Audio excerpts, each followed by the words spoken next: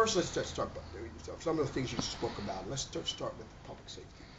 It's a very complex issue when you start talking about what you're going to do. You have to have, first you have a plan, and you have to have a structured plan, a long-term strategy of how you're going to attack the problems. Let me start off by saying I think that we forget that government should always have a limited role in a lot of things that we do. Main thing government should be doing is, first of all, public safety. It's protecting its community and its citizens. Second is about fiscal responsibility. We should be increasing our revenues and reducing our expenditures. So that means that we'll have money coming in, but we know where those monies are going so that we can trim, to cut, to make sure that we have surpluses and that we are no longer borrowing money and living off grants and making sure that we become self-sufficient and be able to sustain our existence. The last thing that I think that government's job is to make sure their employees and their citizens are employed. Is it incumbent upon the leadership to bring jobs that people are able to make a living on, to be able to sustain a family on.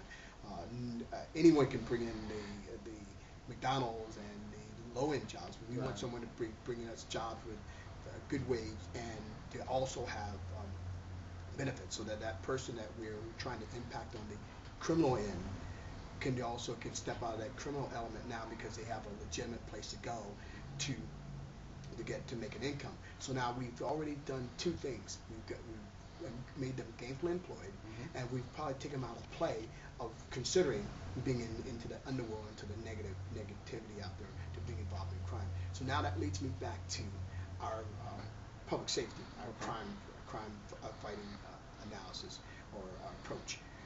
What we do is, if you bring the jobs, that takes a portion of those people that would be in that realm out of the picture. Then you take a zero tolerance policy. Now, and I think people get afraid when you say that word zero tolerance. What I mean by zero tolerance is the way they instituted in New York City. When you had a zero tolerance policy, if you dropped a piece of paper, they arrested you. If you spit on the ground, they arrested you. If you double park, you were arrested. But that means everybody, all over our city, not in just particular zones. If you're in a zone where you are less fortunate and you're disadvantaged, don't mean you're going to get more enforcement there than you would if you were on the west end of our city, or the south side of our city, or the east side of our city. Zero tolerance means that any and everywhere that something goes where you violate a law, we arrest you for it. That does several things. First of all, it shows the people that you're cognizant of the things that are going on around you. Second of all, it makes them take notice that there is nothing in the city that's above reproach. Everything has to be tackled. Once people realize that you set the tone, and that these are the standards by which we live and we'll tolerate, then you will have a change in their behavior. Look at New York City, 42nd Street. You couldn't go down 42nd Street without a bodyguard. Now you can take your family out on 42nd Street and you can roam freely and not feel intimidated or threatened by the environment.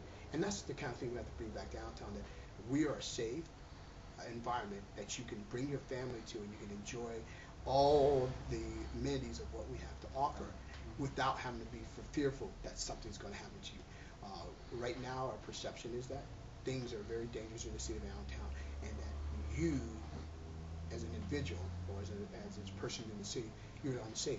And especially if you're of the Caucasian persuasion, you just think that it is just not somewhere where you want to be after dark, especially. Right. Talk about the education piece. That's a real complicated piece because they're a different entity. They're not married with the city. They're not we have a relationship, but it's not a relationship where we, as a city government, can dictate to them as to what they do. They answer directly to the state. They don't answer to the city or the county. So how you impact that is you get people involved and have them understand how the process works for education. You bring your citizens in, you educate your citizens, your parents, and parent groups, and how to attack or how to approach or how to problem solve or how to strategize to make sure they get the best for their children. Right now, the downtown school district does not offer the best for our kids. You don't have people that look like our children in the classroom. They don't have the best materials for our children. Right now, I consider them as a place of warehousing our children, and I think that we have to bring in administrators who believe that they have to be able to make a change by doing all the right things, materials, bringing in people who can mentor our kids and emulate to our kids can emulate, and that we are teaching to our children and not to test, and not to a testing process. So I think that we have to gear our testing process to our children, and our children aren't being taught to take tests geared for them. They're geared for a process and not geared for their education and their learning. That was an answer, a good answer, a great answer. So